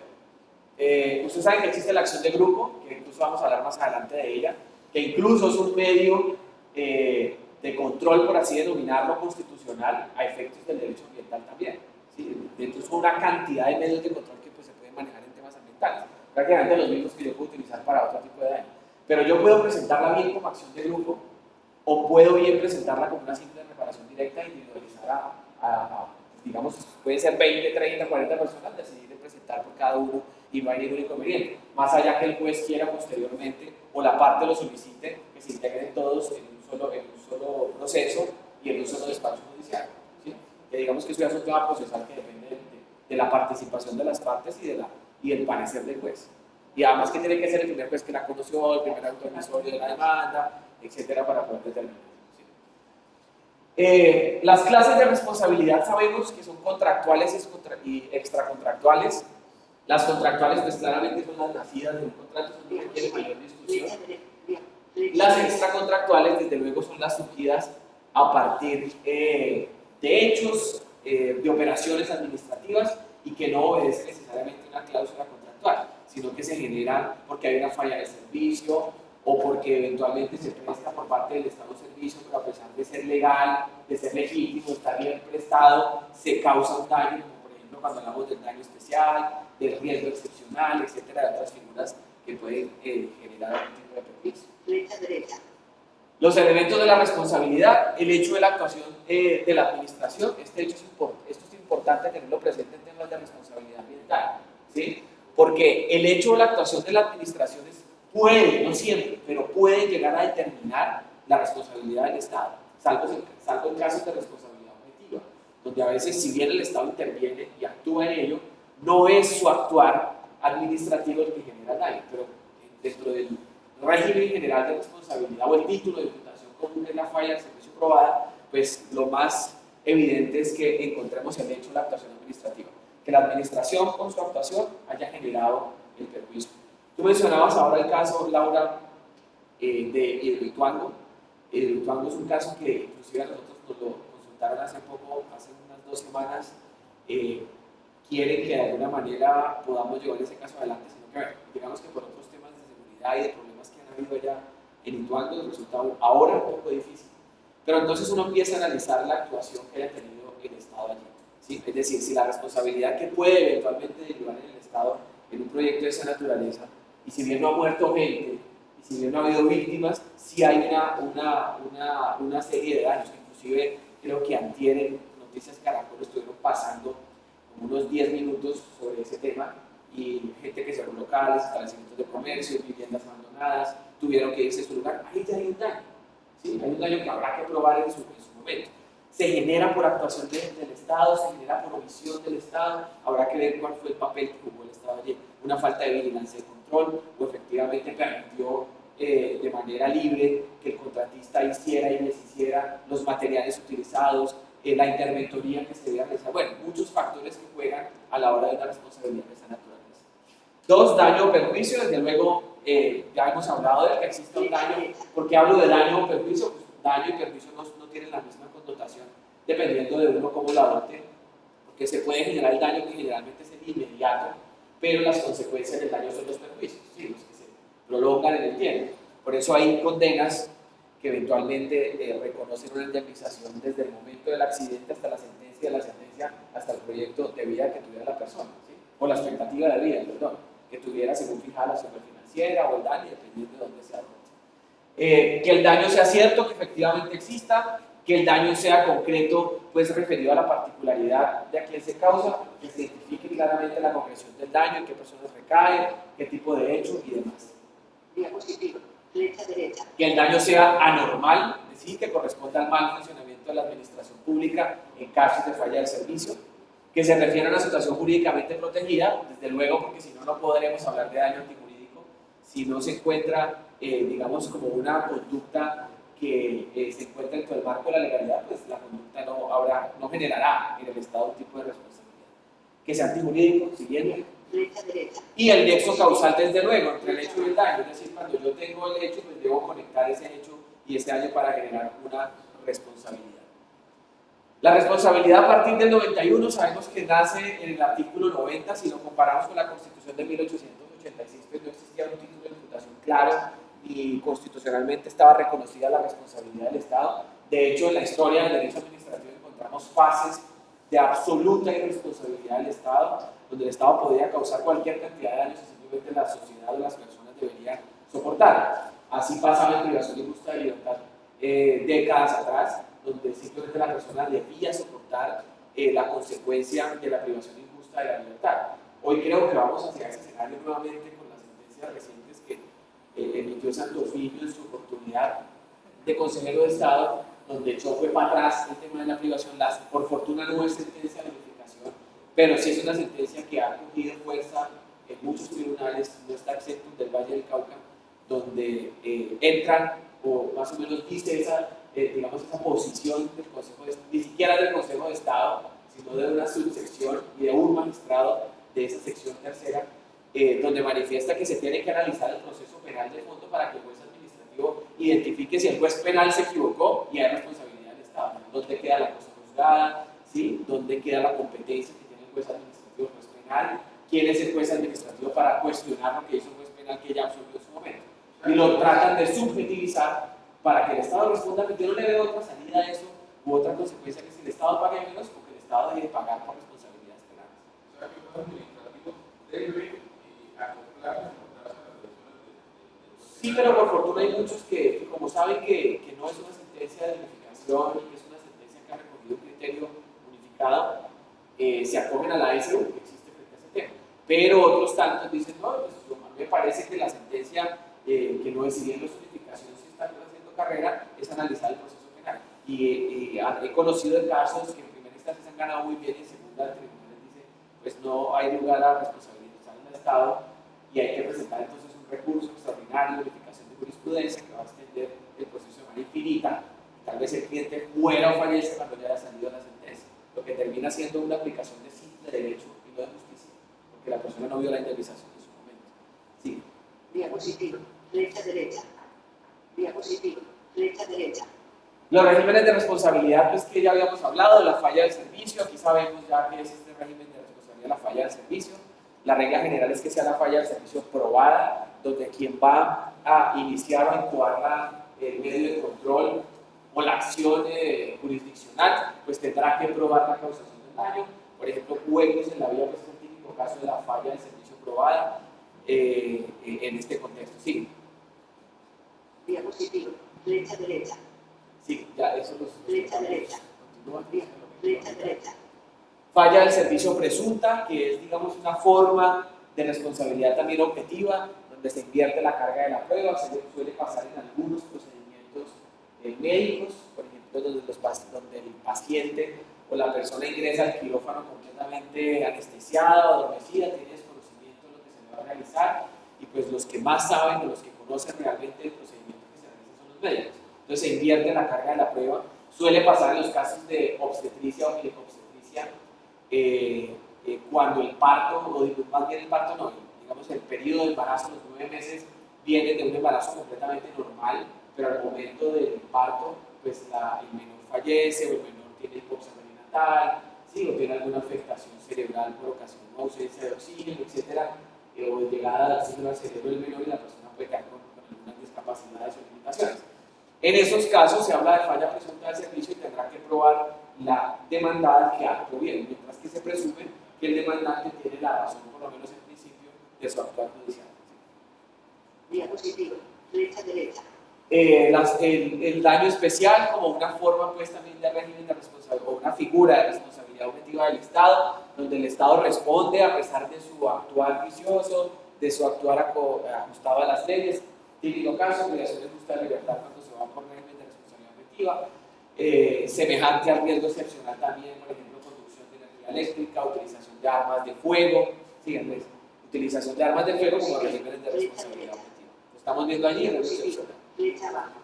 Por expropiación o ocupación de bienes inmuebles en caso de guerra, pues digamos que ya no se maneja tanto que sea el caso de guerra, sino también cuando se invade por parte de la fuerza pública en un territorio y simplemente no se desocupa, no se indemniza a la persona a pesar de la invasión que se ha generado. Es objetiva, bastará con demostrar que ocuparon el territorio, que estuvieron en ese lugar. Por trabajos públicos, vale, ya lo hemos explicado anteriormente, por almacenaje, que también es un tipo de responsabilidad objetiva, por la administración de justicia, hay privación injusta de libertad, defectuoso funcionamiento de la administración de justicia, que también es otra de las formas o modalidades de responsabilidad. Es decir, cuando el Estado no responde no por una privación, sino porque en medio del ejercicio jurisdiccional el juez opera mal. ¿Sí? Por ejemplo, casos donde se embargan bienes que no pueden ser embargados, que dentro del marco de la ley era prohibido que tuvieran algún tipo de medida cautelar. O al contrario, que usted solicita la imposición de medidas cautelares y el juez, por un olvido, por un impasse, no decreta las medidas y en consecuencia pues, su deudor evade la responsabilidad por culpa del Estado. ¿Sí? Es un típico caso de defectuoso funcionamiento de la administración de justicia. Flecha derecha. Por error jurisdiccional, se asemejan, allí habrá que hacer digamos, una línea muy precisa entre la diferencia entre error jurisdiccional o defectuoso funcionamiento. Dependerá mucho del papel y del tipo de actuación de la que se trate, si es una sentencia, si es un auto, de filotrámite, etc. Sigue. Diapositiva. Flecha derecha. Por privación injusta, ya lo comentamos. Flecha derecha. Por defectuoso funcionamiento también, y por el hecho de la ley, pues que es un caso muy extraordinario cuando por la creación o por la función legislativa que tiene el Estado, crea una disposición normativa, en este caso una disposición legal, que a pesar de haber sido debatida en el Congreso, que a pesar de haber pasado todas las sesiones en el Congreso, cuando se lleva a la práctica resulta que esa ley genera detrimento o genera perjuicios. ¿Sí? Son casos muy extraordinarios, muy escasos, pero es una forma de responsabilidad del Estado. Ahora sí, la responsabilidad del Estado por daño ambiental. Todo se ha recorrido muy rápidamente para llegar a este tipo de responsabilidad. Ponemos la frase: el que contamina paga, digamos como un reconocimiento bueno, si usted genera un daño ambiental, pues tiene que pagar por ese daño ambiental. El primer objetivo es responsabilizar desde luego a quien contamina, en casos pues, de contaminación ambiental, habrá otros tipos de perturbación del daño. Encontramos en la responsabilidad del daño ambiental que hay que tener presente varias características o denominaciones. Estos regímenes que se aplican en la responsabilidad del Estado, por daño ambiental, en algunos casos puede ser por falla del servicio, es decir, en algunos eventos puede ser una responsabilidad que sea netamente subjetiva, pero en la generalidad de los casos será una responsabilidad objetiva, ¿sí? Dependiendo del papel que haya jugado el Estado. Sí. Flecha derecha. La imputación del daño, ahora tener que presente el daño, es decir, quién genera el daño, qué tipo de daño es el que se genera y aplicar obviamente el principio de reparación integral de ese daño. La imputación del daño, ¿por qué hablamos de la imputación del daño no ambiental? Porque habrá que determinar si quien causa el daño es en particular, que está realizando una función pública, puede en algunos casos ser esencialmente pública, en otros casos simplemente pública, y poder endilgar la responsabilidad. O puede estar actuando el Estado, o pueden estar actuando los dos. La forma en que lo podemos vincular es por virtud del fuero de atracción. Entonces, podemos estar demandando una entidad pública, pero saber que ahí también hay un contratista, y por virtud del fuero de atracción, que es una figura que inicialmente nace a partir de jurisprudencia del Consejo de Estado, que ya hoy la tenemos claramente definida en la Ley 1437 de 2011, donde ya el fuero de atracción pues no hay necesidad de invocarlo y citar disposiciones de jurisprudencia del Consejo de Estado, sino que bastará con precisar que ya es una cuestión de rango legal.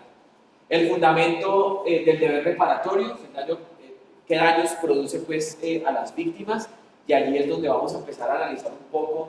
Hay daños, lo que tú decías ahora, Laura, hay daños ambientales en casi todas las actuaciones del ser humano, pero pues habrá que ver cuál daño es asimilable, cuál daño es legal, cuál daño se puede recibir y simplemente no generar ningún tipo de responsabilidad.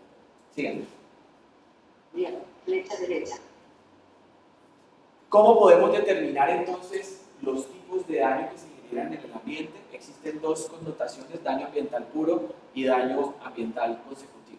El daño ambiental puro, digamos que es el daño ambiental general o genérico, que es el que se genera simplemente de manera normal. Por ejemplo, la conducción de vehículos, la existencia de empresas, ¿sí? Es generalmente un daño ambiental puro que nos afecta a todos. Ese daño se reconoce en determinadas circunstancias, como vamos a ver más adelante.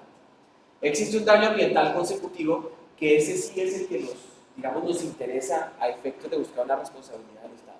Cuando yo hablo de un daño ambiental consecutivo, estoy hablando de ese daño inicial o de ese daño puro genérico. Yo tengo que empezar a ver qué derivaciones o qué consecuencias del daño surgen en esos eventos, ¿sí? Es decir, por ejemplo, la contaminación por una empresa X o Y en determinado lugar genera, además de un daño ambiental puro, puede generar eventualmente un daño ambiental consecutivo. Pasó en algún momento en Jumbo con un basurero que había sido abierto, que en su momento tuvo un reconocimiento y fue tutelado, presentaron acciones, incluso demandas posteriores, y se hablaba en principio de un daño ambiental puro, es decir, había un daño generado a toda la comunidad de Jumbo, ¿sí? Y de hecho las consecuencias que tenían los municipios cercanos como el nuestro.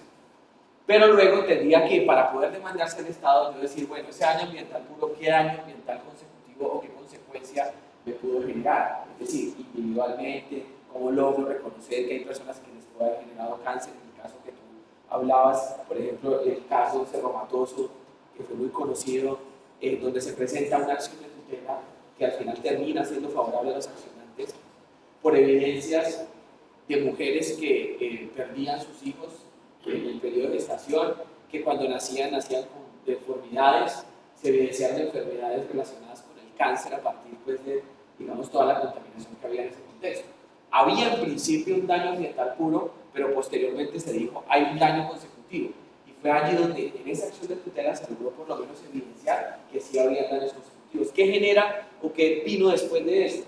Vinieron acciones o medios de control de reparación directa buscando que se generara indemnización consecutiva por ese daño general.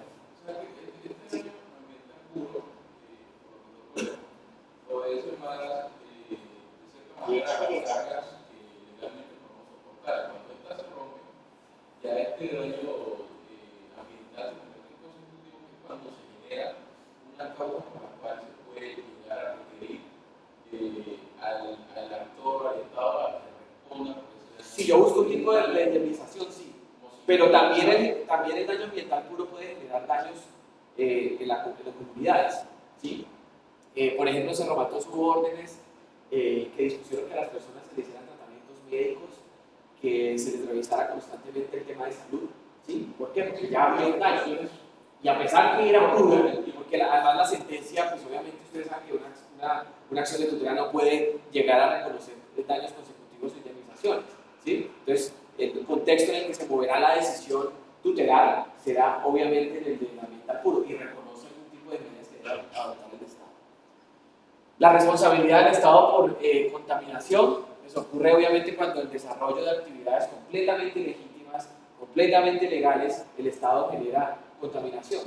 Por ejemplo, cuando hacen puentes, si han cruzado la línea, por ejemplo, pues, frecuentemente, ahorita que están haciendo los túneles y tantos puentes, pues uno simplemente a la vista se logra denotar en algunos puntos un daño ambiental evidente, ¿sí? Pero digamos que ese es un daño que el Estado, digamos que las personas asumen mientras no se genere un daño mayor al previsto, ¿sí? Sí. Flecha derecha. Las acciones constitucionales o medios de control pues, que existen para proteger el ambiente, bien sea cuando se trate de daño ambiental puro o daño ambiental consecutivo, pues son la acción de tutela, que generalmente servirá para el primero de ellos, la acción de grupo dependiendo de qué estemos buscando con esa acción de grupo, la acción popular en algunos eventos también, podrá ser un mecanismo o un medio constitucional eficiente para buscar la garantía del derecho al ambiente. La acción de cumplimiento en los casos en que algunas disposiciones legales o normativas de orden inferior a la ley pues ordenen hacer algo a la administración pública a expensas de preservar el ambiente y no se realice. La acción de cumplimiento será un mecanismo también constitucional efectivo.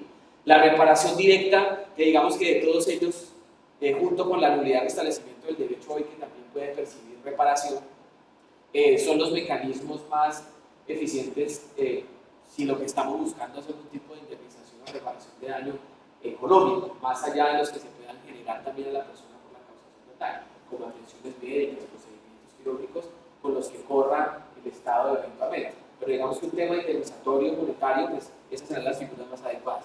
Y la ordinaria civil, ya en temas relacionados con el derecho civil o ordinario, pues está el mecanismo de acción ordinaria civil, ¿sí? Es una de las formas también para preservar estos derechos. Diapositiva. Flecha derecha. El Estado, como siempre, en cualquier forma de responsabilidad que se pretenda llevar adelante, existen unos regímenes unas causales de exoneración de responsabilidad del Estado. El Estado puede excusarse en ellas siempre, obviamente tendrá que demostrar por qué se está excusando en alguna de ellas.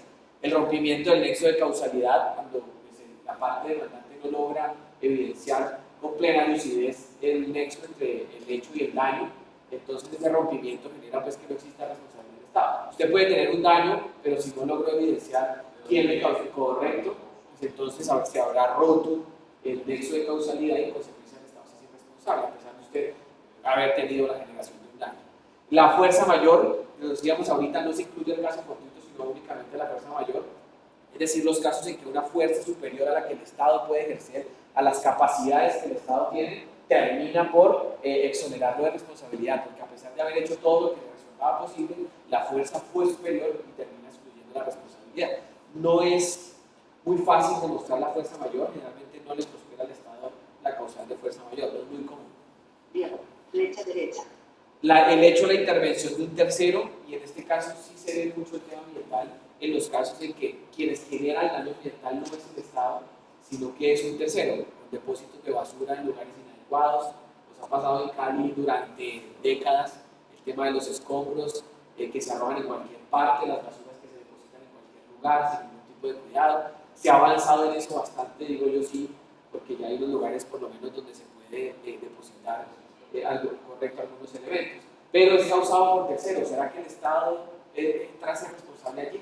Depende. Si el Estado tenía una función reguladora de intervención o de vigilancia y no la hizo, pues el Estado responde.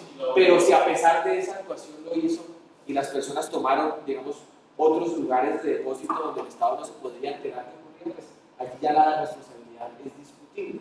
¿Sí? Siguiente. Flecha derecha.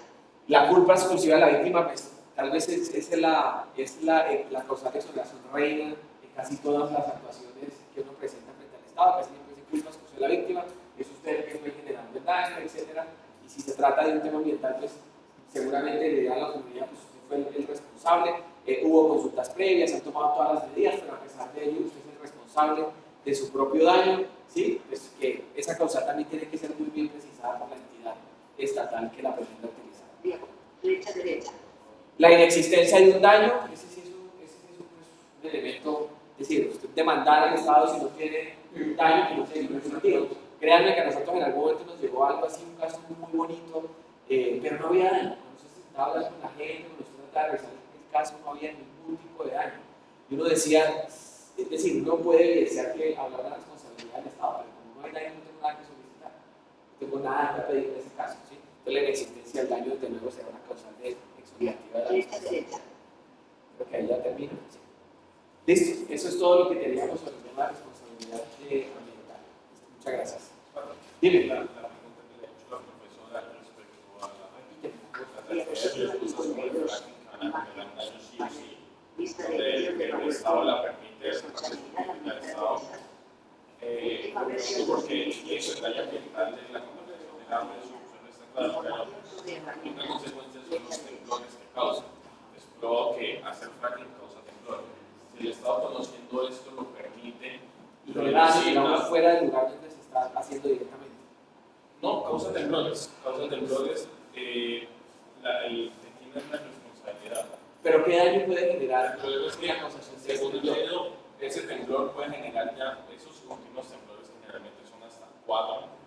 La escala de Richter puede generar ya temblores más fuertes, que sí pueden llegar a afectar a toda la población. Pero entonces, ¿a quién se le indica la A mí responsabilidad? al Estado se le puede entregar esa responsabilidad. ¿Por qué casos?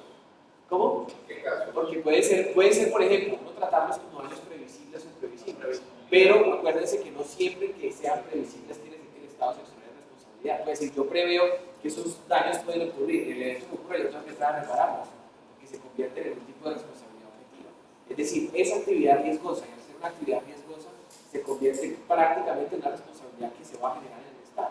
¿Sí? Pero sí, de todas maneras, con el último fallo de la Corte Constitucional y el concepto del Consejo de Estado, recordar que el subsuelo le pertenece a Estado. Claro. Y pues el fracking. Yo puedo, digamos, el Estado puede, digamos, utilizar, pero las consecuencias dañinas que deriven de ahí, el Estado es responsable. Sería título de objetivamente. imputación, sería en ese caso Riesgo excepcional, es especial. Porque España aquí es pasó. es una actividad legal. Es que esa lineecita entre riesgo excepcional y daño especial es mínima, ¿no? como O por sea, ejemplo el daño especial es una actividad legal, el riesgo excepcional también. Lo que pasa es que la actividad en un caso y en otro es bien o no riesgosa, pero está siempre riesgosa. es como por El ejemplo fracking genera riesgos, sentencias, podría resolver. Es una actividad que como genera. Es como la conducción de energía eléctrica, es legal, pero las porque es sentencias riesgosa. donde se condenaba al Estado a reparar un daño por el glifosato. Antes, cuando el glifosato era realmente legal, el título de imputación que reconocía el Consejo de Estado era daño especial. Daño especial. Y después, que en un tiempo que no era legal, entonces ahí ya la imputación cambió. Ya no era daño especial, sino supuestamente era vaya de servicio.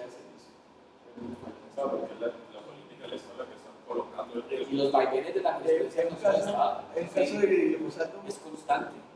hay un caso de una sentencia de glifosato donde supuestamente se le informó a la persona que iba a cultivar que iban a echar glifosato allí.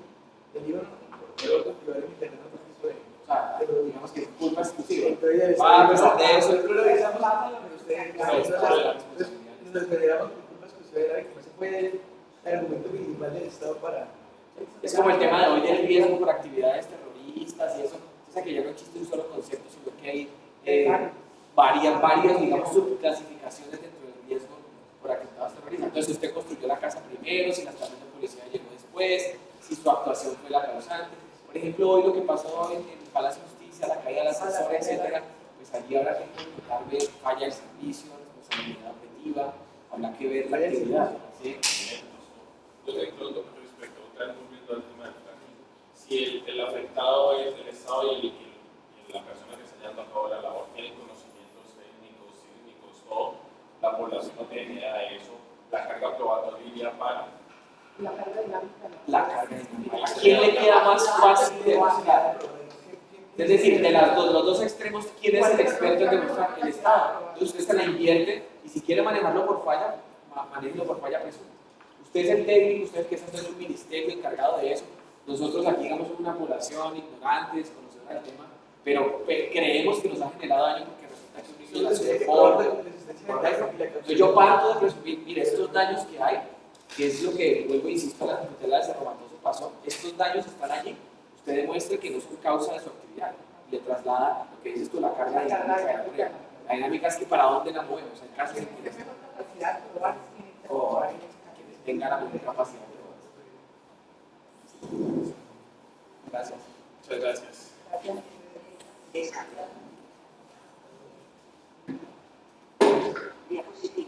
Diapositiva 2 de panel. Lista de edición de PowerPoint. Presentación consulta previa.pcx. Información sobre herramienta. Centro de actividades. Ningún problema actualmente. Información sobre